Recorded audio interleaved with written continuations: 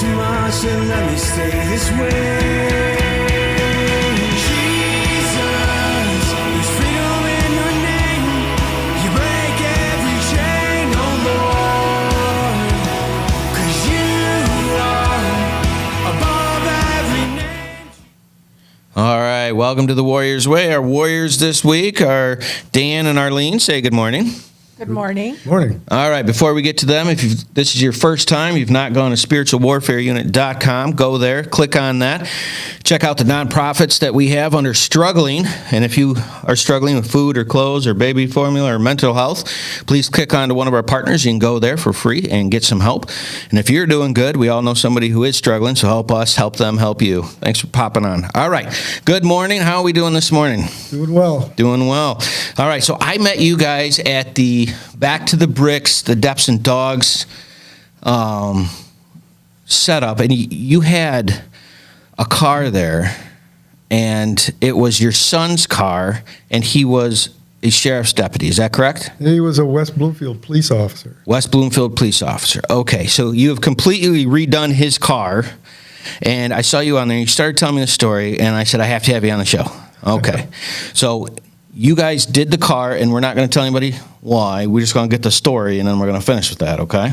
All right, about the car. Yeah, well, yeah. Yeah, okay. But it'll be in the story. Okay, so what year was your son born? 1972. All right. December 11th. December 11th of 72. And you had how many children? 4. And what was he in the pecking order? He was the baby. He was the baby. He was the youngest one. Okay. So Dan is the youngest one, and he grew up in the 70s. Okay. And what was he like as a kid? Just a happy, normal kid as far as, I can remember. Yeah. Same thing? Just happy? And Okay. just, yeah. All right. So when he went to school, was he shy? Was he like boisterous? Did he get along with people?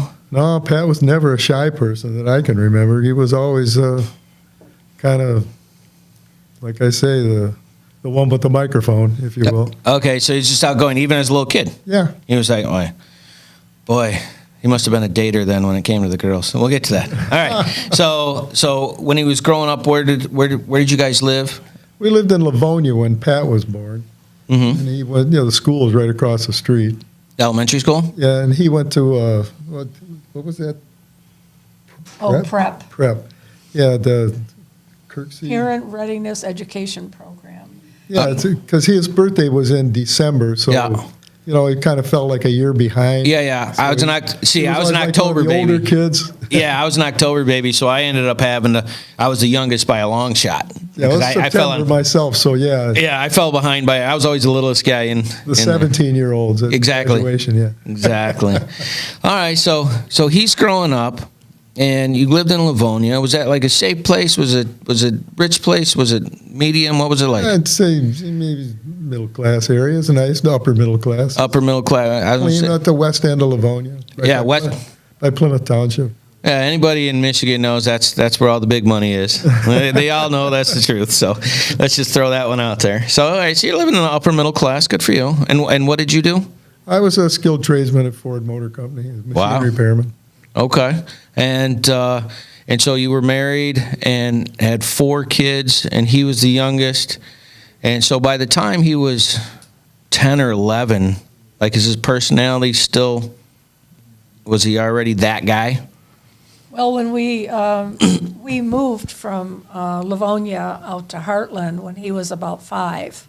So this had been 77? 78. 78? Yeah. Okay. And there was a little bit of an adjustment because we had moved from a neighborhood out to a rural area. We're out in the middle of nowhere on 10 acres.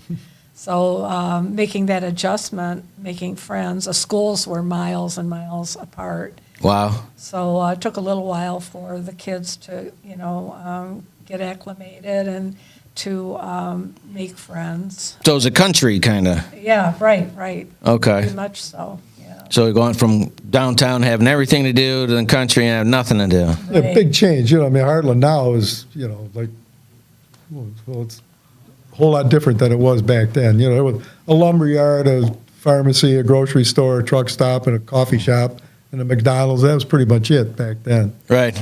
Well, it's going to turn into a big town if it's got a McDonald's. That's it's got a McDonald's and one light. You're good. And my kids, they grew up in Montrose, so same kind of deal. McDonald's, one light, whole deal.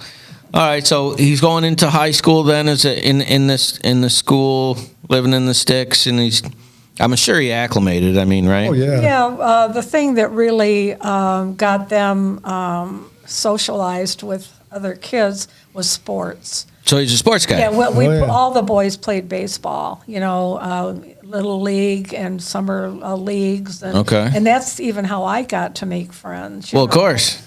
Sitting in the... Yeah, you got your chairs, and how are they doing this week? Did you bring orange slices? Yeah. So, they had a lot of friends that kind of didn't live really close. And then he had three other siblings to brothers. break the ice for him. So Yeah, and having three brothers, the four of them, they kind of entertained each other. We had a lot of area out there that Dan mowed, that they would play baseball or football. Or, Wow. So just the four of them. So what position did he play? I think they all played, wasn't it like center field? Yeah, they would play the infield, Pat outfield. pitched a little bit in the small, All right. the younger league. So did he ever go, like in high school, did they ever make it to the finals or go anywhere like that? Their team did win. I think he was a senior in high school, and they had won some big tournament. Some big tournament? Yeah. Probably the state tournament? And He I've played got a- ball all through high school, Pat. Yeah, I've got Okay. a picture of him where they were piling on, I think he had made the last run or something. He's right on the bottom, and there's like 12 They're just of them killing him, huh? on. Big pile, at the end of it. Absolutely. Okay, so he graduates in what year? 91? Yeah, Yeah, yeah, 'cause it would have been a year after Scott, Yeah, but yeah, because of his December birthday, it ended Yeah, yeah. in 2 years. yeah. All right, so he graduates in December and he graduates in 91, and he decides to do what? He wanted to be an English teacher. An English teacher. Yeah, because when he was in high school, he did very well in. He was an honor student all through Yeah. high school. Wow. So they wanted him to tutor kids with closed head injuries. Wow. Because they were having difficulty. Yeah, English is tough. Yeah. I are smart. And, B. and Patrick loved doing that. He said he got such a thrill when they would get something, Yeah. when they would comprehend something. Because it's so hard. Like, people ask me what it's like a lot. And the answer I always tell them, I said, in thinking, it's like running up a mud hill in the rain with rubber boots on, and that's what it's like to think. It's just you got to really focus on one thing, and then you get that one thing, and then you got to start again, and it's exhausting, and people, well, it's not that hard. It's like, yeah, for you, no problem. So, yeah, so he was just somebody that liked to give out and smart, sports person. What was his dating life like in high school? Well, he had a couple of steady girlfriends. Did he? They were steady? Yeah. They were long-term relationships that he had. Yeah, see, I had twin girls, so I didn't like boys for I just don't like them, and now they got a fiance and a husband, and I like them boys, but the other ones, I didn't like them. I probably could have been nicer, but I wasn't, and pains of having good-looking I don't daughters. like them because you know who they are. Oh, yeah, I know why you're here. Yeah. Good to see you, jerk, Tom, Dave, whatever your name is, right? And it's just like, "Rah!" And you just like, man, yeah. Anyway, so bringing all that rage up. Thanks. Okay, so he graduates. He's going to be an English teacher. So does he go to college or? Yeah, he started out at Michigan State, but he just wasn't ready to settle down, and it was too big. So they basically asked him to leave, and he ended up going to Oakland Community College. Yeah, OCC. Okay. And, So he transferred after his first semester? I think it was, yeah. Okay. Yeah. So he ended up getting his associates. Yeah, I wasn't big on paying their way through school. you Right. know. I mean, I knew too many guys who just went and partied and screwed up. So I figured, well, they got their skin in the game, they're going to, buckle down. And they pretty much all paid their way. Mm. You know, and that leads into how he became a police officer. Well, we paid their room and board. We Right. told them they could live at home. Yeah, and yeah. they paid their own tuition. Yeah. And they all worked a couple jobs, McDonald's or something like that. They were able to do it. They got through. That's great. That's a lot more than some people get.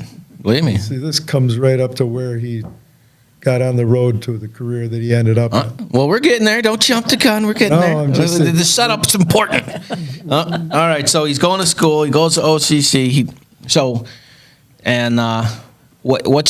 Is his major English still? Yeah, it was. All right. So he's going to, but the first 2 years is just getting your basics anyways, right? All right. So he's getting his basics. He gets his 60 credit mark for associate's degree, and then what happens? Well, that's kind of where, You first got to know the older brothers. Scott was the brain. He's a CPA and all that. Mm-hmm. Danny was a lot like Pat, personality-wise. Type A out there, And Rick, the oldest boy, he joined the Navy and worked on the nuclear submarines. And So he's smart too. yeah. Yeah, you gotta be smart to do those. Danny wanted to be a cop. He wanted to be one. That was his. But when did that happen? Well, I don't know. He just decided he wanted to be. I don't know. he just took the Malazzi. Yeah, he took that test. They called it the Malazzi Michigan Law Officers thing. It's called MCOLS now. Yeah. Test. But Danny was like my size, maybe 5.5 feet tall and 150 or whatever. Yeah. And he couldn't pass that test. He just couldn't. The guys had to do something a lot different than the women then. Yeah. He couldn't carry this 80-pound bag upstairs and Or the dummy pull. climb over the wall, and he had trouble getting over the wall. It's tough. He paid that for that test, I think, 3 different times. He took it, he flunked it each time, but just by a hair. So at my 35th high school reunion, now see, I grew up with the same bunch of guys. We all hung together. Yeah. And one of the guys, Ronnie, he became a Detroit cop back in the 1960s. And we laughed, but, Cronin being a cop, how could, he was the biggest screw up you ever knew in school, but Okay. he got serious, went to Mercy, got his degrees and all this stuff, and he went up the ranks in Detroit. Okay. He ended up way up there. His rank was inspector when he retired. Wow. That's above captains and Yeah. commanders and all that list. And when he retired from Detroit, West Bloomfield hired him as the chief. Right. Bang, like that. Yeah. Dwyer was the chief in Farmington. Those two were like this. So at my 35th reunion, the old gang were all sitting together, and Ron, his twin brother Donnie, and Ron, hey, talk like that. He says, hey, did your kid ever get a job? And I says, nah, I couldn't pass the Malazzi. He says, hey, what about the other one? I said, what do you mean? He says, the big one. I said, what, Pat? He goes, yeah. He says, he don't want to be a cop. He has no interest in that. Yeah. Because I knew what he wanted to do at that time. And he says, send him over, because he was working at Mac Valves, a place in Wixom, I think it is. Okay. And he'd going to school and stuff. And he says, send him over, I'll give him a job. He worked the front desk. It'd be easy job, clean. He says, yeah, all right, I'll tell him. Yeah. So I asked him, Pat, you want to go over there? Hey, Ron wants you to come over. He'll hire you. He said, I don't want to do that. Kept bugging him, and it's clean, nice job. Yeah. So he went over there, and then the next day I called him and said, how'd it go? He says, they're not hiring anybody. What do you mean? He says, no, the guy told me to come back when, they see a posting or something to that effect. Yeah. So I felt bad. I hung up, Yeah. Took about 10 steps away from the phone. The phone rings, and it's Cronin. So I pick up the phone, and all I hear is, O'Rourke. He's yelling at me. He says, I thought I told you that kid come talk to me. I says, I did. He says, he talked to the effing captain. You haven't come talk to me. So I called him back. I says, hey, you want Cronin? Why don't you go? He goes, oh, I'm not going over there now. Yeah. Guy, you got to go. He wants you to come. Go straight to his office. He says, oh, I don't want to go. It's all right, I'll go. So he went. They hired him. And he owned the place in 3 years. All right. You know what I mean? We got to go to our first break. This is a perfect place to take a spot so it gets in there. If you've not gone to spiritualwarfareunit.com, please check that out. Like, share, and subscribe. Sit tight. We'll be right back.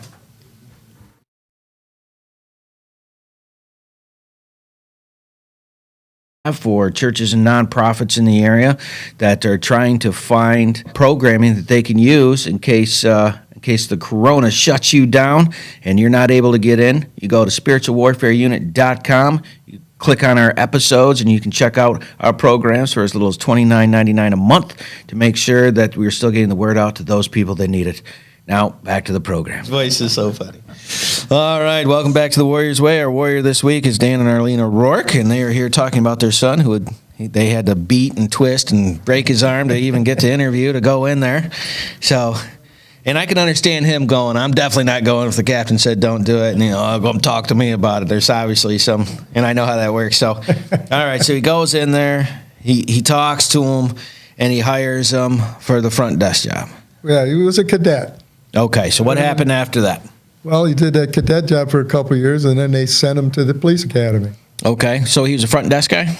Well, he was sort of, what cadets do, a little bit of everything. They're sort of like, I don't know, like cop apprentices, I guess you'd call them. I don't know. Yeah, I guess that's a good way to go. Cop apprentice. I never heard of it. That makes sense. Yeah, they sit there and they do the jobs, and it's 12. Cop intern. Yeah. So it's 12 hours.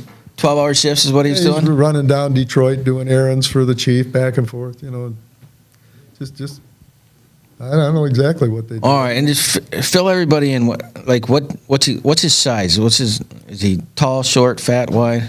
Well, he was a head taller and about 100 pounds heavier than me. And he had shoulders about. Wide as a doorway. Yeah. How Travolta. All right, so he's a block. Yeah. He's a giant block. Big guy. So he's probably like 6'3", probably 2. Well, he wasn't 6'3". He was probably 5'11". 5'11", So 5'11 6 and a foot. half. He's just built like He's real wide. a bear. Like a bear. All right. You can kind of see it in that one. Yeah. No, he's definitely wide. He just looked tall in that picture. So he's about 6 foot, and I'm guessing 230 in that picture. Well, when he graduated from the police academy, he was 235, and that was the. And that's when he's light. Heart of the rock. Fighting weight, Yeah, that's fighting weight. He's 235. Yikes! What a monster. All right, so he's a bear. All right, so what year is this? He graduates from the police academy. 2000. 2000. Okay, so in 2000 he graduates, and you said this was 2 years after he started. All right, so he gets in, and he's what does he do after he graduates? Well, he's on the road. He went to the road. Okay. Well, they don't always do that, Yeah. Oh, well, he's with an FTO, a field training officer, for a while. Mm-hmm. And that's another funny story, because we were at the Woodward Dream Cruise thing, that emergency vehicle show. Yeah. And Tim Hamilton, he's since retired. He was one of the officers over there. Mm-hmm. He was, I think at that one time, he was Pat's FTO for a while. And Cronin calls him into the office, Chief Cronin. He says, hey, Hammy, come in here. This is the way Hamilton told it to us. Yeah. He says, hey, Hammy, come in here. He says, how's the kid doing? He says, who? He says, Pat. He says, oh, he's doing great. He says, he was made for the job. He says, oh, that's good to hear. He says, the only other thing he could possibly be doing besides this would be being a priest. Those are 2 jobs, huh? Yeah. A police officer or a priest. That's funny. Yeah, because Pat was, a very devoutly religious man. Mm-hmm. But not in a preachy kind of way. Pat would, I guess, set people straight just by seeing how happy he seemed to be and how content everything seemed to be with him. Yeah. He lived by his example. Yeah, he didn't talk to talk. Pat walked the walk. Yeah, that's always the people you're looking for, right? People that are going to walk the walk. All right, so he's in there, he's walking. You said, right before the break, you said within 3 years he owned the place. We're right at that 3-year mark. So what did you mean by he owned the place? What did that mean? I just meant that he got along with everybody. I mean, even guys who hated each other, he got along with both of them. He was just that kind of guy. All right, so you just fit in hand and glove. Yeah. He's everybody's buddy. Everybody liked him. All right, so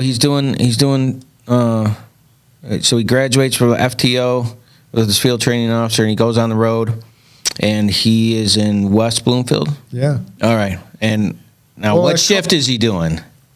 Probably all of them. Because they normally start him off on the working night. afternoons. 6P to 6A? Yeah.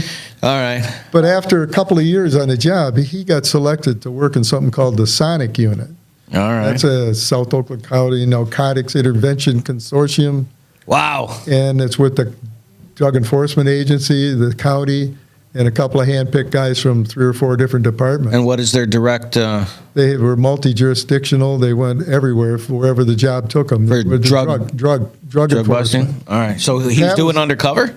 Yep. Oh. He was a breacher. Pat was the big guy with The door, bust the doors down. Yeah, the door knocker. That's the irony. That's what I tell the cadets, that, it's human nature to feel safe in a nice neighborhood and to be, all amped up if you're going in some, old slummy area where domestics going on. But Pat worked they kept him 7 years on that job. Wow. That's a long time. In the unit, yeah. And after 7 years, he never got a scratch in that. And she was always terrified because Pat. Well, of course she is. She showed him one time he opened the trunk because he had his own special unit. Yeah. The car with the dummy license plate and all. And he had this 80-pound vest and a helmet and all that stuff they wear when they go on these raids. And he never got a scratch. And the irony is that he lost his life in $1 million+ mansion out there near Orchard Lake. Yeah. I should mention that when he did come off of Sonic, the reason was they were expecting their fourth child. He and his wife were expecting their fourth child. And in the way his schedule was, being a detective, he was on call all the time. Right. And his wife was a neonatal nurse. Up here at Hurley. So they never did paid for child care. They always, had their schedules so that one of them were home with the kids. Well, when Amy became pregnant with Stevie, they just knew they couldn't handle his schedule, so he went back on patrol. I got you. That was the reason that. So for a safer job. Yeah. Well, ironically. Yeah. I don't know about that, because when you pull somebody. Yeah. No, the road's not safe. No. Yeah, but they had to do it for the sake of the kids. Right. I'm just saying, like, if you're looking at it, this versus this seems safer than this, right? Right. Yeah. Which. Yeah. In reality, no. All right. So what year was that when that happened? Was that 2007? It was 2011 is the year that that Stephen was born. So it was early 2011 that Pat came off of Sonic. All right. So he's got the experience. He's got the respect of his men, and goes back into the field. Son is born. Bring us to the moment. What happens? Well, there was a Sunday night. It was he was working the afternoon shift, and him and one of the other guys, Todd Metcalf, his best friend, they'd come together car to car, late in the night, talking about what an easy night it was. Sunday night. He was working afternoons that time. Okay. Hardly any runs at all. Right. And so Todd went his way, Pat went his way, and they were back at the station, doing reports and stuff. Mm-hmm. And a call comes in about a suicidal man. Shots fired. Huh? Shots fired. Yeah, well, I don't know if they were. Yeah, that was it. But anyways, the mother, I think, called the police. Mm-hmm. Mom No, or it the was brother? I think it was the brother. Yeah, anyway, they called the police, said, my son had told her that he'll see her on the other side. Mm-hmm. And this guy was divorced, and he was not a real nice guy. He slapped his wife around. She divorced him. And Okay. the guy used to be a big shot at Ford Motor Company, and that's Yeah. another whole side story. But, Yep. But anyway, they went over there, and when they got over there, pow, they heard a gunshot. Okay. So Pat went around, and again, this is a neighborhood of these big mansion houses. Yeah. Pat went around all the neighbors and told them, go down the basement or get in your car and leave because there's gunfire. We don't know what's Wow. going to happen. Da, da, da. So they waited a few minutes and had sound equipment on the house. Didn't even hear a floor creak. So they said, we got to go in, see if he's alive. Yeah. So they all made entry into the home. And believe it or not, Pat was their big expert on hazardous entry all the years in the undercover unit. And they went in. Pat had the big thing to knock the door down because the guy was barricaded in the bedroom. Yeah. The front two guys had shields and handguns. Yeah. The next two guys had the ARs. Yeah. And lead man yelled out, Ricky, are you okay? The guy's name was Ricky Coley. Mm-hmm. He said, Ricky, are you okay? And the guy opened up with an Uzi. Up and all over the walls. Right There's a through long the- stairway, right goes up through like the this, and a drywall. long hallway, overlooked an area down below. It's a big Yeah. mansion. Yeah. And the master suite was up there above that other stuff, the long hallway. All right, hold on a minute. Okay. So this dude takes a shot. They tell everybody, get out of there, tell the neighbors. So this is taking some time. This is like 30 minutes or something, I would think. Probably that before or an entry. hour. So Yeah. this dude's sitting in there. So he's sitting in there with an Uzi after he took these shots. Yeah. I believe to lure them up in there, I swear. Well, why else would you do it, right? That's what I'm that's what I'm thinking. So it's okay. So this guy lets off about 40, 50 So rounds. did they hold on? So did they make entry and then he shot, or before they made entry he shot? He fired one shot, pow. Yeah. When they got there, they were out in the street. Yeah, and that's when they told everybody to leave. And then when they made entry, Then they made entry. When they were in there, it wasn't until they were in the hallway and yelled out, "Ricky, are you okay?" Yeah. That he opened up with the machine gun Wow. Yeah, from they the thought- inside through the walls. They thought they were going in to save him. They thought he had maybe Had hurt to check see if he himself. was alive. Right. Yeah. No, I got you. Yeah. So okay. All right. then So they- we're all thinking of the same thing. And Okay. Pat's code name when he was on the undercover was Rudy, and that name stays with him forever on the job. Yeah. So they heard him yell Rudy down. One of those bullets went through a wall stud, caught Pat right here, and that was it for him. Yeah. The miracle is that all 5 weren't killed, but they dragged Pat out, and they got out of there. Yeah. And this was about 10:45, I think, on Sunday evening, Wow. and it didn't come to a conclusion until 6:30 Monday night. Wow. That gunfight went on all day long. The national news, the helicopters, the departments from the state police, the Homeland Security. There was every neighboring department. Everybody was there. It was all cordoned off. Yeah. Sort of a Pontiac Trail in Halstead in that area. Wow. And that's when Powell called. A What- friend of mine lived in Dana Point, California. Yeah, at the so when- time. so he what- called, said, "I'm sorry about your son." I said, "How do you know?" He said, "It's on the national news." Because this thing went on all day long. Hold on. You found out because someone called you because it was on the news? No.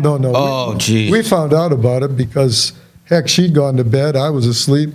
Yeah. Phone rings, around 1? 1:30. Yeah, the phone is to be up at Pat's as soon as we can. Well, Pat just lived Center Road, probably 5 miles north of us Yeah. in Tyrone Township. We were in Hartland.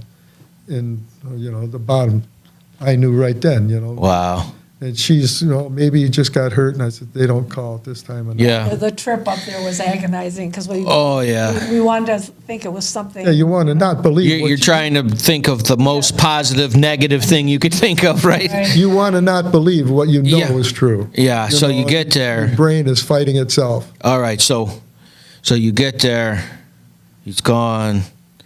You The guys- police cars are there. And Yeah. So tell me about the funeral, because that's got to be a sight, right? So I still can't get my head around that. My head's still spinning from the whole everything. It all happened so fast. Yeah. And it's kind of thing, it can happen, and you put it to the back of your head. Yeah. And years go by, and it doesn't happen, but it's still there. And then when it happens, boom, it all comes forward. And Right. It's just like your whole brain wants to explode. You can't. Right. You don't know how to. You can't think a straight thought all the way through to the end. It's Yeah, like the 'cause you brain got- just keeps resetting itself. Right. And that's the depression of it, right? And So- I should have known, or what could I said? And there's nothing. There's nothing. But you're trying to trick yourself into going, well, I could have, I should have. Oh yeah. Oh, I had terrible guilt because I'm the one who talked him into going to the job. Yeah, you but- talked him into doing something he loved to do. That's terrible. Yeah, Yeah. I know. That's what everybody's told me. No, Yeah. he was made for that. He would have ended up doing it somehow. Yeah. But the funeral itself was, again, I'm stumbling for the words to Yeah. describe it now. Well, this actually works out great because we got to take another break. And when we get back, we'll get you the words on it. If you've not gone to Spiritual Warfare Unit, like, share, and subscribe. If you've gone to check out what they're doing, go to Patrick O'Rourke Memorial Scholarship Fund.org. Sit tight. We'll be right back. I'm really impressed with the teachings that Isaac has been bringing to us, as this is all based from Proverbs. I like it because it's simple, and it doesn't matter who you are. It's very easy to understand and apply to your life. It points out, my bad parts, and but it's showing me how to do the good parts, and I'm trying to apply that and make a better life for myself because I'm tired of where I've been. It's impacted a lot of the guys as they continue to talk and ask questions after the meetings, as they speak to one another regarding the meeting and the messages and the topics that are being brought up, which are down-to-earth topics of situations and things that we live with on a day-to-day basis. He takes the Bible and he breaks it down into simple terms and where you can understand. And like I said before, sometimes a lot of churches, even the Salvation Army, sometimes we start using these big words that people don't understand, like even saying someone got saved. Well, what does that mean? What does it mean when you say someone got saved? And it's accepting Jesus into your heart. So it's like words like that we use that people don't understand. It's just very interesting how he points out, the different things of, the sin part, and then he comes back with the, how to make it better, and he just points it out. It's there. I didn't know all this stuff was in there, but now that he's pointing it out, it's like, wow, I guess if you really dig into the Bible, you find these things. This is a daily moral standards that we can live by, that the teachings are coming from. And honestly, we can take verse by verse as what he's done, and pretty much he's done the hard work for us, and now laying it out so that we have an easier understanding. There's some people who don't like to be in Bible classes, but this one seems to get their attention. All right, welcome back to the Warriors Way. Our Warriors this week are Dan and Arlene O'Rourke, and they were just talking about Patrick and how he had got shot in the line of duty. And we had just got to the funeral, which this had ended up being a national press release because of the scenario and how long that the standoff had gone. And so I have to imagine dealing with the site of that, because they would have done the whole. Well, the funeral, Pat was killed a week before at St. John's. They do one of these fall things with the carnival, and St. John's Catholic Church down in Fenton there. Mm-hmm. They had the Ferris wheels and a big circus thing and all. It's called Apple Fest. Okay. Every year. Well, this Pat was killed a week before that. The funeral took place the weekend, was Friday, wasn't it? Yeah. Of Apple Fest. Apple Fest. So, and the SMART team, the sheriff's, municipal, whatever, the ones who put all this stuff together, these police funerals, somehow they converted all these tents that had for Las Vegas night and fish fries and all that other stuff into satellite churches. Big screens on the TVs. Yeah. So they estimated there was somewhere between 6,000 and 7,000 people at that funeral. Yeah, wow. And they accommodated all of them. It's just, I still can't, Pat was buried right across the street. Yeah. I don't know how they could have done it. All right. So it was an excellent send-off for the work and service of the man he is. And on behalf of the community, I just want to say thank you. I learned something else, though, that they do something at these funerals called last call. Are you familiar with that? Where they have the whole, like this, they have the whole radio thing set up on a table there, and then they do just dispatch. Right. The whole thing, Yeah, car 55. Radio 55 come in, no answer. They do that 3 times, and then they say, Radio 55, last call. And it's just a heartbreaker. Oh, I know. I know. I'm sitting there thinking of the ones that I know. I'm trying not to get emotional right now. Yeah, it's that final. What I didn't know was that goes out live to all the cars on the road. Yeah. Everybody gets a piece of that. Right. Yeah, it's extremely emotional because it's the end, and it's fitting, but it sucks, but it's fitting, Yeah, also, at the funeral home, when Pat was in, at Elton Black Funeral Home, they had a brand new Charger out in front of the place, all shiny, West Bloomfield Police, big wreath on the window, and everybody thought that was Pat's car. Yeah. And I said, that wasn't Pat's car. Pat drove 318, the Crown Vic. Yeah. That was his. That's what the one he always used. Then at the cemetery, when we were going across the street, my head spinning now thinking about the riderless horse, the carriage and everything, and thousands of cops across the street.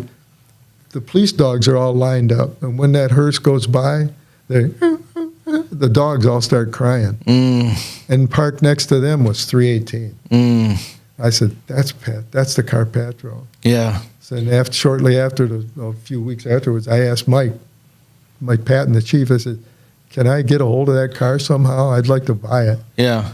And he said, well, we've never sold a car. We can't, township owns it. We don't own it. Yeah. He says, usually they go to ordinance enforcement, they beat them to death, and then it goes to auction. Yeah. He said, so it'll probably be a piece of junk by the time you get. So he called me back a couple of weeks later and says, you still want the car? I said, yeah. He said, well, they can't give it to you legally, because you have to pay something for it. Yeah. And he said, well, the board said, okay, they'll pull it out of service and, we'll sell it to you. Wow. So he got it. So, all right. So you get the car. What was your initial thought of doing what you did with it? Or was it just to have it? I just wanted a piece of Pat to hang on to, Got I it. guess. Okay. You know what I mean? A physical thing. This is his. I can go sit in it. I can smell it. I can Right. drive it. I can do. and they had taken all their stripped it. stuff off it, you know. Oh yeah, they take the stuff off. Okay, so it's stripped. All right. So when did the epiphany go? Hey, I can. How long was that process? I can't remember exactly where we were, but this. Cops on a run. Yeah, there was something called Cops on a Run. They for this memorial up in Lansing, Michigan Falls Heroes thing. All right. What year are we at now? Probably 13. Yeah, I would. 2013. So it was a couple years that you just kind of sat with it. Well. Yeah, no, 12. It was 12 is probably a when- couple months. Yeah. Oh, so Just a couple months. And a guy named Jeff Gomez, he's an Orchard Lake officer. Yeah. He loved Crown Victorias. yeah. So in his off time, he worked at a place called ABC Transportation, a friend of his own, an older guy. Yeah. And they converted old Crown Vics into taxi cabs or refurbished them for smaller departments. No that couldn't kidding. afford new cars. So you he know? came to you? He came to me and said, why don't you make a memorial car? There it is. Okay, so he came to you and said, "Let's make this a memorial car," and you just jumped on it. The first thing he did, we took it down there. They went all through it, fixed all the shorts that were in the system because when they took something out, you know, They're just ripping it. they just cut Yeah, the yeah. wires and took their stuff. Yeah, of You know, course. the computer and all that. Yeah. So they fixed all the electrical stuff, and of course they made it so the back doors would work, you know, and Mm-hmm. so the windows would work, and because the back door was basically a jail. Well, yeah. You know, yeah. You know, That's they do what- put people in there from time to time. Yeah, They, right. they don't want to get out. you know.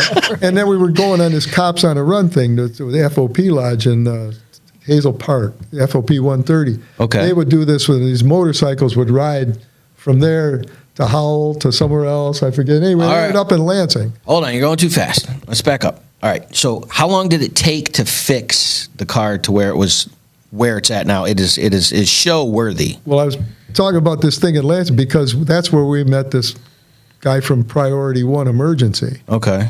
They're outfitters. All And he right. said, why don't you make it a memorial car? He said the same thing that Jeff said. Okay. He said, bring it down to our shop. All right. How long was that after you had him first start working on it? Was it like right away? Oh, probably Just a month few or two. months, yeah. Just Wow. 1 month or two. I took it down there. You ever seen the show Overhauling? Yes. Okay. I brought it down there. I left it there. He says, well, let's put a push bar on it. Da, da, da, da, da. He's going to do this. We'll fix this. We'll fix that. Yeah. I said, we'll work out a budget. He says, yeah, no problem. We can do that later. It won't be a whole lot. So I left it there, and he kept it for 5 days. Okay. And then he called me and said, why don't we just finish the whole job and make it look exactly like it did when he drove it, right down to the last screw. And what did I you said, say? I don't think that's legal. I said, he says, so you know the chief, call him. Yeah. So I called Mike. I said, they want to make it like it was when it was on the road. Mm-hmm. He says, I won't tell you no. He says, I said, well, you get with the board and stuff, and you call him back and Yeah, tell yeah. him what he can do. Yeah. How's that? And what was the emotion like when you got that yes? That had to be really good. Oh yeah, right? I mean, I was just kind of astounded that he'd say that. Really. So, what- anyways, we go down there to Canton, and it's like overhaul. We're out in the parking lot. He's got to stand out in the parking lot. Waiting for it to come out like they do on the television Comes show. around the corner. With All right, how nervous are you? Lights The, the lights are going. How nervous are you before you saw it? Oh, I was just kind of anxious more than nervous. Okay. I saw Lights and sirens going. going? Holy crap! It was more than we expected. Yeah, Yeah. I didn't expect the light bar and all. So what happened with the emotions? You had to. I'd have been tearing up if that was me, right? Oh was yeah, it was just overwhelming, And then as I said, I probably burned 20 million calories polishing it. Yeah, it's gorgeous. It looks. It looks. Then we got amazing. invited to go to the Woodward Dream Cruise. All right, so There's that all some- happened in the same year. Yeah, Just bang, bang, bang, bang. yeah. Okay, because so you're sitting there and you're doing this, and this is all in remembrance of your son, which is also helping with the grief process, right? We talked about it a little Big bit. time. So tell people like how that helped you real quick before we finish it. Yeah, well, it was, I was always worried about him, I was working when this happened. Mm-hmm. And I took a couple of weeks off and then went back, but I didn't want to leave him. Because Sure. he would have been all by himself, and I know how horribly this affected him. Mm-hmm. And so when we had this opportunity to buy the car, I thought that was excellent because it'd be so cathartic for him. Sure. And he loves cars. He's a detailer. And I knew that sitting in the seat that Pat sat in and holding the wheel that Pat held, that it would really, really help him in his grief journey. All right. That's the part I want to get. And before we move forward, you said you lost how many calories? How many coats do you think you put out? Because that thing is clean. Yeah, well, I bet you there's 50 coats of wax on that sucker easily.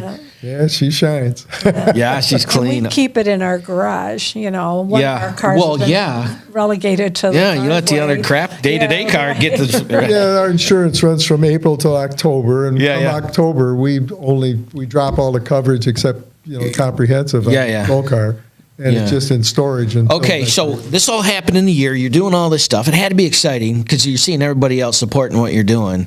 When did you decide to do those coins? Like, when did that happen? That had to do with the golf outing. That was Bob Bazat got this idea that we should do something to keep the legacy alive of Pat and maybe use it as a training thing for young guys and stuff. Now, how long was that after you did this? Okay, well, we have to back up a little. Yeah. Because this all came about when I retired. I used to work for the county, Livingston County. So how long was that process? Well, that was in 2015 when, So it'd be like 3 years when then. we were encouraged to do these golf outings. All right, so were you doing the car shows already? No. Oh, yeah, we were. Oh, were we? 2012, 2013, 2014? Yeah, I guess so. Yeah. So you're taking out the car places Yeah. after that. Okay. So people are seeing you're doing this. Yeah. Wow. All right. They had heard about the car and invited us, Yeah. Okay. So you're doing this, and then you retired from the county. I retired in 2000. And then how did it all happen? Somebody came to you and said, "We all use this for the academy." How did that work with What's the that? golf outing? Are you talking about the car? The golf outing. Oh, okay. No, that's when I was getting ready to retire. Mm-hmm. I wanted to have lunch with different people that like a goodbye, farewell lunch. Mm-hmm. So I had a relationship with the sheriff. Mm-hmm. So we set a date to meet, and I invited Dan. I said, "You want to come along?" He says, "Yeah, sure." So we did. We met, and so Bob suggested that during our retirement, he said we might want to consider having fundraisers because he had a deputy that had been killed like 20 years prior. And that's what they did. Okay. They started golf outings and fundraisers, for scholarships. And he said they're still going on. Wow. Now they've morphed to going to Vegas, Nice. So when he said this, we just looked at each other. We don't know anything I ain't a about golfer, neither she. We don't know squat about golf. Nothing about golf. Yeah. Nothing. Yeah. And he said, "Well, I tell you what." He said, "If you can get a committee together," and he said, "We'll help you." So they did. They helped us through that first year, and then it was very successful. And then, it kind of took on a life of its own. All right. But- Before we get to that life of its own, we got to go to a break again. I told you it's going by quick. If you guys want to check out what they're doing, which we're going to say next, is going to be Patrick O'Rourke Memorial Scholarship Fund.org. You can check out what they're doing. Hit like and subscribe on Spiritual Warfare Unit. Sit tight. We'll be right back. Welcome back. I'm here with Chad. He's here with our drug dog, Hans, and he's been a big hit at the Depson Dogs. Tell everybody a little bit about Hans for us. Hans is the man. Hans loves to find drugs. We take Hans and we search different rehab facilities, schools. We actually got Hans to serve the public. So, anybody in the public sector that wants any type of search, if you send a kid to rehab and you want your house swept before you come home, feel free to give us a call. Schools, they're a great deterrent as well. I'm here with the regional chaplain down Genesee County. Kenny is here. They do great work inside the jail. Can you tell us a little bit about the programs that you guys have inside the jail? Yeah, we have an opportunity that the sheriff allows us to come into the jail as guests to share the gospel of Jesus Christ with each one of the inmates that want to hear that. We have programs within inside the jail that we have Bible studies, we have people that come in and do one-on-ones as the inmates request it, but all of that's an opportunity to give them a choice at a different life than with the choices that they've been made to get here. Outstanding, and they're one of our partners in the community to help people who are one of the people that help win, help us, help you, help those people around. I'm here with AJ. He's one of the committee members from Back to the Bricks. How do you think it's going today, bud? Good. Yeah, I mean, everybody's here. Everybody seems happy, and we're doing it up in Flint just right. Yeah, it's been a really good time. We're right by the jail, hanging out with some been very cool cars. And right to our left is their son was a deputy who had passed away. And so what they do is they have his car come out and they show it off at the different shows. We're sitting down here with UCAN and Reach the Forgotten and Spiritual Warfare Unit and Deps and Dogs and Back to the Bricks, of course, with the cars because you guys are the cool kids. We try. You do it good. All right, we'll be around. And I'm glad to be a help. I love what you're doing. All right, welcome back to the Warriors Way. Our Warriors this week are Dan and Arlene, and we're on our third section, which is our gem session, where we ask our guests to give us a funny story. And Arlene, you had something for us. We've been to a lot of events, parades, and this year was the first time we had ever been to Back to the Bricks in Flint. And we were invited to the cruise, which is the parade, and then we, of course, were at the fair in front of the jail. We have a real close friend. His name's Bill, and his wife was in one of the. In fact, it was here in this parking lot. They had vendors, and his wife was here with her. She's from the airport. She works for the airport, the Bishop Airport. So Bill, we told Bill he could hang out with us, and he was all excited about that.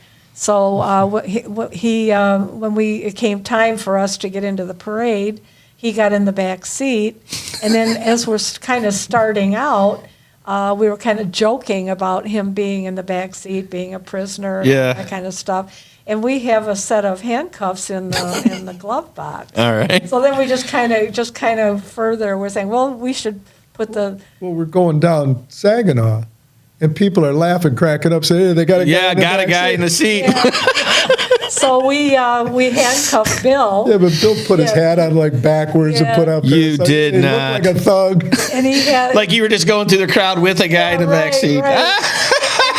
He had the window down. Yeah. And we People are cracking up. We cuffed him in the front. Yeah, I told her there's cuffs in the glove box. Yeah. Put them on Bill. Yeah. That's hilarious. Bill's, putting his arms out, acting like he's, help me, you know. And people were cracking up. And Bill was like a little kid. I mean, he just laughed and just got the biggest kick out of doing that. We're going down Saginaw, and some guy yells out, "West Bloomfield, I know that car!" And, yells out. And it was your sheriff. It was Chris. Yeah, right. The Swanson. Yeah. Oh, yeah. So now Bill, anytime we're going to do anything with the car, he wants to come. He wants to be a guy in the back. The prisoner, yeah. That's perfect. With a bandana on his head. Yeah, right. Man, that's so great. Thank you for that story. All right, so we were just getting into doing the golf get together, and you guys put this together for what? Fundraising for what specifically? Well, we had called it scholarship at first, and after our first outing, we had no idea where the money was going to go. We hadn't even decided that yet. Okay. One of the gals, in fact, the gal, there were two officers that came to our son's house the night that she was notified. Liaison officer. One was a female, one was a male, and the female was named Tara Kane. Well, Tara, she was working for West Bloomfield. Well, she's since moved on, and she's got into training at Madonna University. Okay. So she was the only person we could think of that might be able to help us decide what to do with this money. So we had breakfast with her, and she suggested that we check out the academy that Pat graduated from, and she gave us some names and numbers. Well, then that's how it all came to be. We went and talked to them at Schoolcraft, and then they had suggested we open up an endowment, and then they told us how to go about with these cash awards that we give to the graduates. All right, so let's explain what you do. So you get like I don't know, how much money would you get from a golf outing? Oh, like well, 5,000, 10,000, 2,000. 10, 15,000. Wow. All right. So let's just say 10,000 because the math would be simpler for us dumber people. And you get $10,000, and then how much or how many academy people did that help? Like, how did you dispense it? How did that work? The way it started, because we didn't have a lot of money at first. Right. The first year we only did one graduate, and we were able to give him like $1,200 $1,250. All right, now hold on. Now, back up, yeah, because yeah. we didn't know exactly how to pick. Right. What do we do? Yeah. You know, and well, they said, well, have the guys write essays. Okay. And then I think Cade told me that, Bob told me that, Murphy told me that. They said, you know, try to pick somebody that you think was like Pat. Right. You know, I said, well, how do you know? They said, well, if you think your son wrote that essay, that's how, that was my guideline. They So said, that's how you pick them. If that sounded like what my son would say, that's the guy or girl. And you can kind of tell, you know, if they're. No, I couldn't. Tell us, how could you tell? People, well, you could get a feeling when people are just writing what they think you want to hear. Okay. Because I'm especially impressed when they don't tell me they wanted to be a cop from the time they were 2 years old or something. Yeah. You know, because I don't look at that as a career; it's a vocation to me. You Right. know, and it's something that you're kind of drawn to. Right. You don't just always want to. Yeah, do it kind of picks you, right? Yeah, exactly. Yeah. Okay, so you're looking for that. So, all right, so how many essays did you get the first time? Well, probably 11 or 12, I think. Oh, and you guys both reading them, or did you have help, or how'd that work? We include Pat's brothers. Okay, perfect. Yeah, I send them to them, and then they all read them, and then they give us some feedback. So you made it a family thing to help them with it too. See, Well, technically, this the endowment is the O'Rourke family. Yeah. You know, that's so. When Dan and I are no longer able to do this, if the kids want to pick it up or the grandkids, they want to continue fundraising, they can. But the endowment also has taken on a life of its own, and when we're not doing this anymore, there's interest that comes. It'll go on forever. Yeah, because it earns interest in it. all right, well, I got it. We'll get there. We're skipping a couple pieces here before we get there. All right, so you're doing this, and you get 11 essays. Like, how long did it take to pick the first person? Well, we only have a small window. Okay. Because when they give us the essays, it's like maybe 2 or 3 weeks before the actual graduation. So you got some time. A little bit. Because yeah. when you said like no time, I'm thinking like 2 days, and I'm Yeah. like, no, it's So when you nothing have like that. 11 or 12 to go through, you know. yeah. So you took the time. Yeah. So you made your decision, and you picked the first one. Yeah, And well, then- we've never seen this guy. We don't know anything about these people other than what they wrote. That's perfect. Yeah, And so we pick a name. We go to the first graduation. Yeah, that's where you're reading my mind. All And right. it turns out that the guy that we picked was the leader of the class. No And kidding. It also turns out that West Bloomfield hired him. Shut your mouth. Yeah, So On the first one, Full- so full exactly circle. came full circle. And they love, Wow. they love him. They Yeah. just love. They said you don't have to ask him twice to do something. That he's No kidding. he's so in tune. Blake Hayes. Yeah, they love him. No kidding. He's still there now? Oh, yeah. Wow. Yeah. All right. And so this has been going on. So what year was that?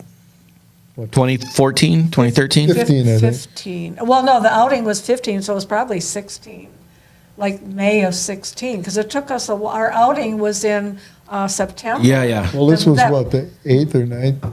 Yeah, but Just see, count he's back. talking about the first one, right? Yeah, so the first time you disseminated. So it's Yeah. 2015, 2016. Yeah, So it was in 2016. so for the last 7 years, you said this has just been growing. Right. So how many do you get to disseminate now Well, each year? last year, there's 2 graduations in a year. Okay. So last year, in the May graduation, we gave 3 $2,500 awards. Wow. Then in November, we gave 4 $2,500 rewards. Wow. Awards. And how much does that school cost, just so I...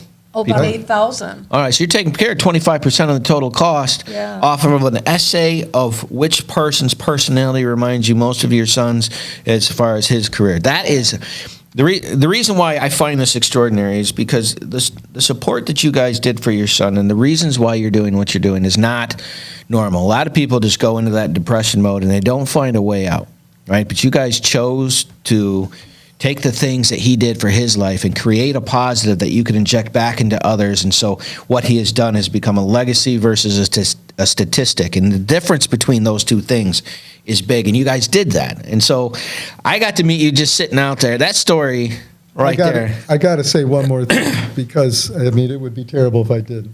That this big money that we're handing out now, Yeah. we have like silent partners now with another golf outing that bears the same name as ours. Mm-hmm. And Joe Miller is a coworker.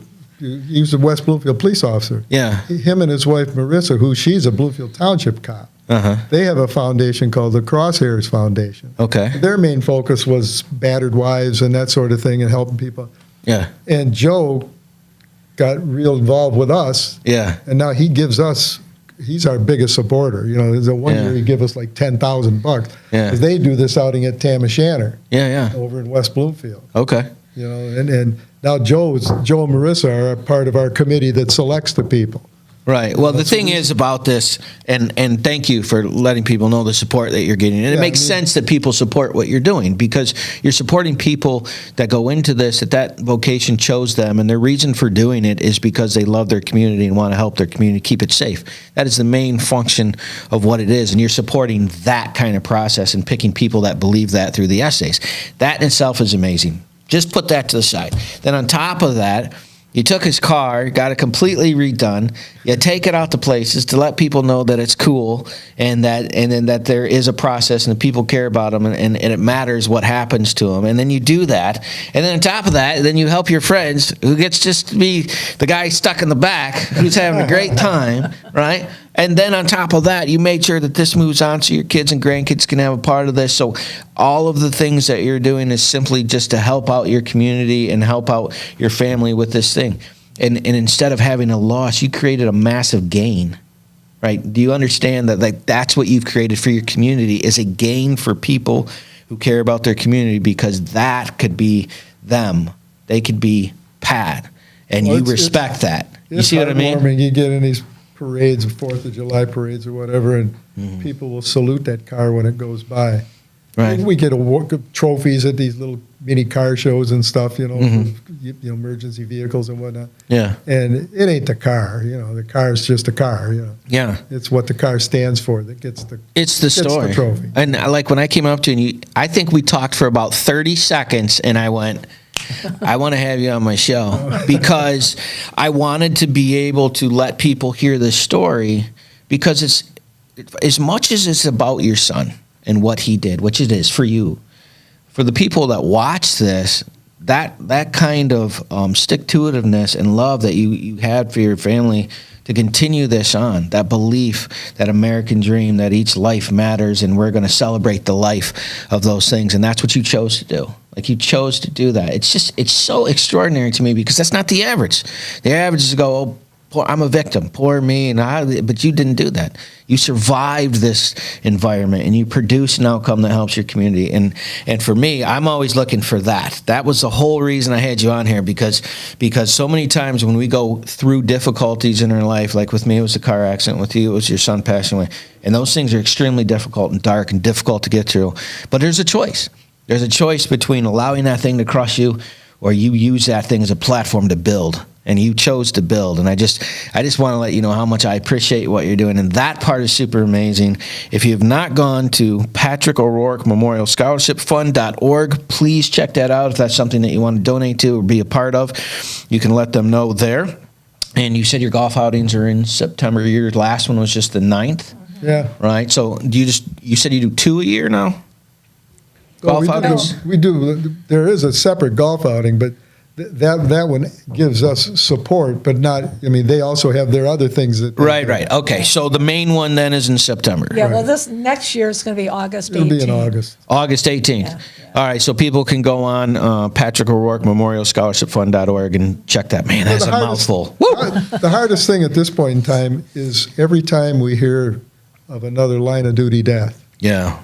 You get the flashback, you know. Yeah. But what really hurts is that you know the pain those people are going through. Right. You know, and we send them cards to let them know they're not alone, you know. Absolutely. And that first year, for 2 years in Pat's case, is you learn things that make you more proud than you could have ever imagined because it's things you didn't even know that your son did. Yeah. And that rising level of pride raises the level of grief. And then you learn some more stuff, and it just keeps that first 2 years, you get prouder and prouder and prouder of, oh, my God, I had no idea he did all this stuff. Yeah. And then, you know, you miss them all the more. But right. But the thing is you're putting it in a position where other people are going through what you through, but they don't have to go through it alone because you're there, right? Absolutely. Because you're doing that. And that in itself is unbelievable. With that, Dan and Arlene, I just want to say thank you so much for going on.